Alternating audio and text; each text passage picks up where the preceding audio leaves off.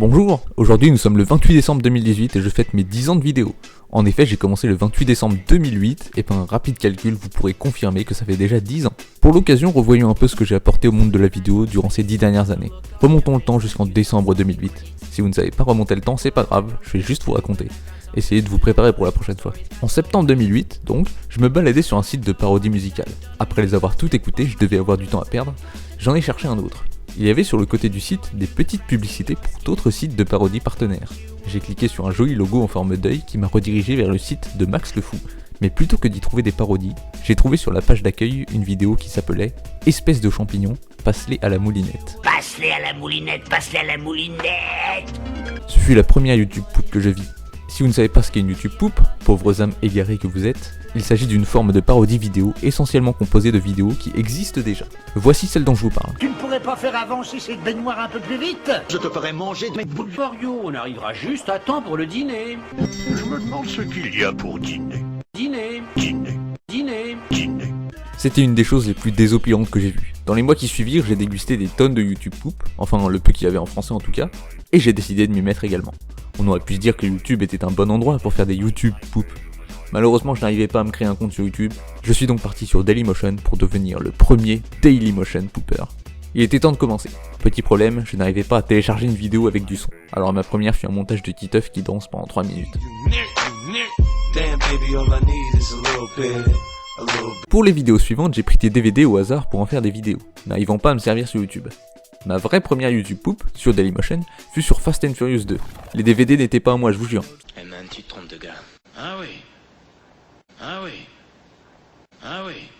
J'ai continué avec des DVD de Desperate Housewives et d'autres dessins animés jusqu'à ce que je trouve comment télécharger une vidéo sur YouTube. Entre temps, j'avais réussi à me créer un compte sur YouTube, mais étant bien installé sur Dailymotion, je ne comptais pas poster de vidéos dessus. J'ai appelé ce compte Carlotet, car au moment de la création, je lisais une bande dessinée où un personnage s'appelait Carlotta.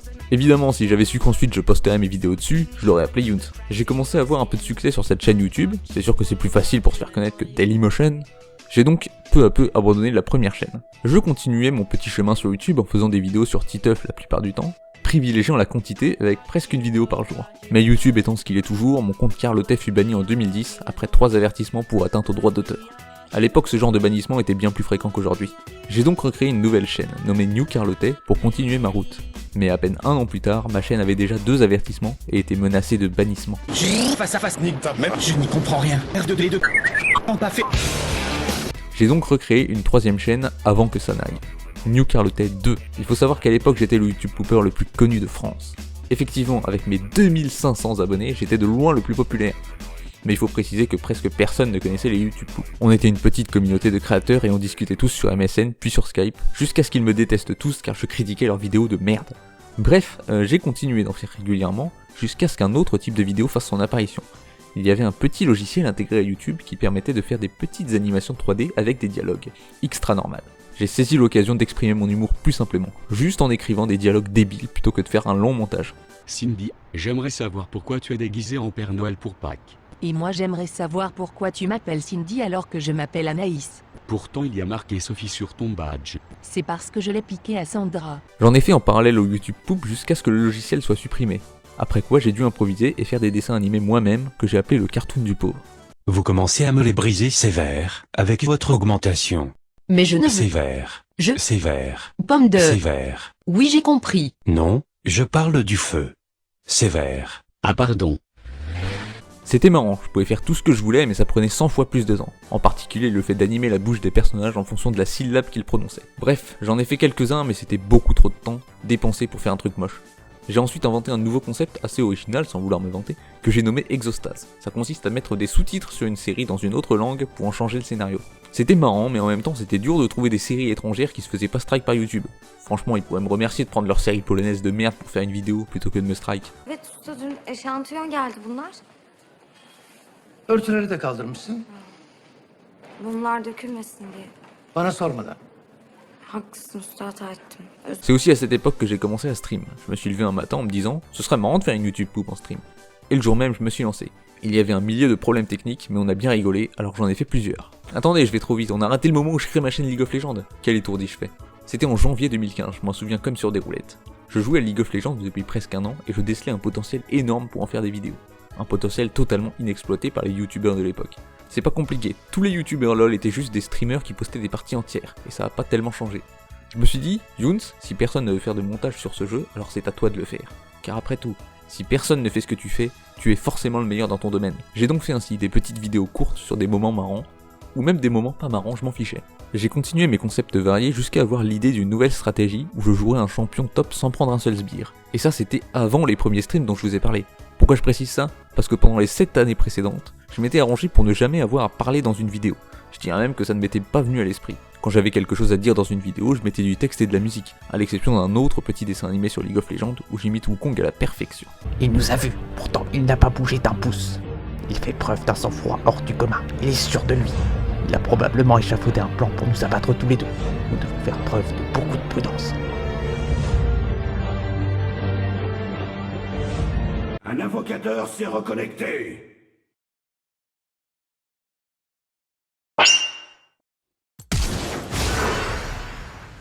Donc, exceptionnellement pour la seconde fois, pour mon concept, j'ai fait une partie en enregistrant ma voix.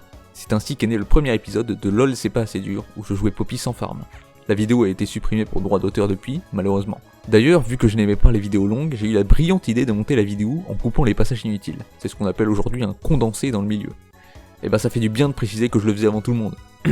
En tout cas, après cette vidéo qui a été appréciée plus que les précédentes, j'ai multiplié les concepts dans lesquels je parlais jusqu'à ce que je parle dans presque toutes mes vidéos. Certains doivent regretter l'époque bénie où je fermais ma gueule. J'en ai donc profité pour me mettre à faire des streams sur LOL, quitte à me servir de mon micro. La première étape de la chaîne fut en avril 2016 quand j'eus créé le concept adulé par la critique, jouer, être, avec le premier épisode, jouer Sardoche, être Sardoche. Le but était de se moquer des habitudes de Sardoche en jouant une partie comme il le ferait. Je m'étais dit que ce sera une vidéo moins appréciée que d'habitude, car seuls ceux qui regardent régulièrement Sardoche pourraient comprendre tout ce que je dis. Attendez toujours le dernier moment pour mettre votre passif. Parce qu'en fait, le temps du passif ampute sur la durée de votre mort. Donc plus vous attendez pour mettre votre passif, plus vous verrez l'écran en couleur. Il s'avère que c'est devenu l'une des vidéos les plus vues de ma chaîne, et le premier pas vers la fin de l'anonymat. Après 1 an d'existence. J'avais seulement 500 abonnés quand je l'ai sorti, et elle m'en a fait gagner quelques milliers. J'ai réitéré l'opération avec Alderiat, Sharp et Narcus, et chaque épisode était acclamé. Alors que pour moi c'était des vidéos assez bâclées. Comme quoi, quand on veut se faire connaître, il suffit parfois de voler la célébrité des autres. Ça marche aussi pour le clash avec Chelsea, qui était juste là pour me prouver que je pouvais buzzer avec n'importe quoi si j'en avais envie. En juin 2016, j'ai commencé une formation de 6 mois en montage vidéo, sachant que j'en faisais depuis presque 8 ans. Rien de bien palpitant, mais à la fin de cette formation, il me fallait un stage dans une entreprise. En novembre, je n'avais toujours pas cherché, et c'est sur Twitter que je vis l'opportunité. Chap avait RT un tweet du responsable pôle vidéo d'Eclipsia, comme quoi il cherchait un stagiaire en montage vidéo, et qu'il fallait les contacter pour faire un test.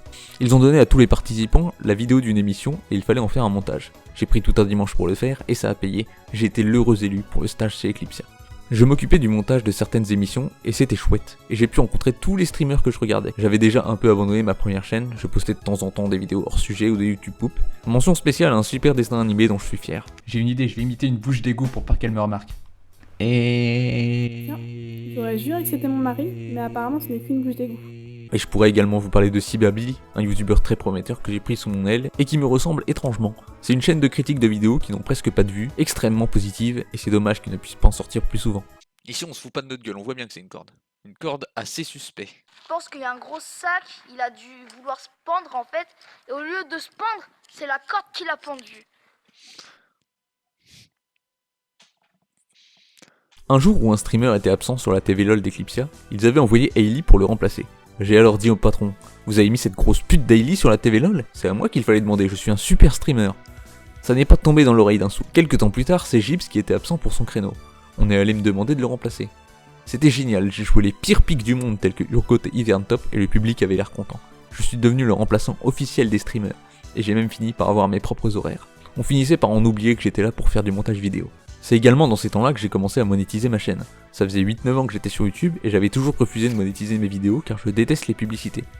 Mais finalement j'ai cédé parce que, si t'as pas de bloc c'est ta faute. J'aurais énormément de choses à dire sur cette époque avec Eclipsia, mais il s'est passé ce qu'il s'est passé et j'ai dû partir en février 2018.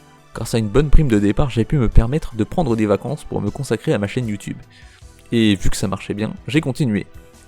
Voilà, c'est là où j'en suis. Je sais qu'il y en a encore qui espèrent voir des YouTube poop apparaître. Eh bien, je n'ai jamais dit que j'arrêtais. J'essaie de sortir des vidéos très régulièrement, et c'est vrai que je manque de temps, mais en tout cas je risque pas d'arrêter. Sur LOL ou autre chose, comme je le fais en ce moment avec Roller Coaster Tycoon, comme je l'ai fait avec Digimon World, Je continuerai les vidéos sur tout et n'importe quoi. Alors je vous remercie, vous qui me suivez depuis longtemps, je vous offre un merci pour chaque année depuis laquelle vous me suivez, donc un maximum de 10 merci par personne. J'aimerais vous offrir mieux pour les 10 ans, mais comme suspensionné j'ai très peu de temps. J'espère que ça vous a plu et que ça continuera de vous plaire, au revoir.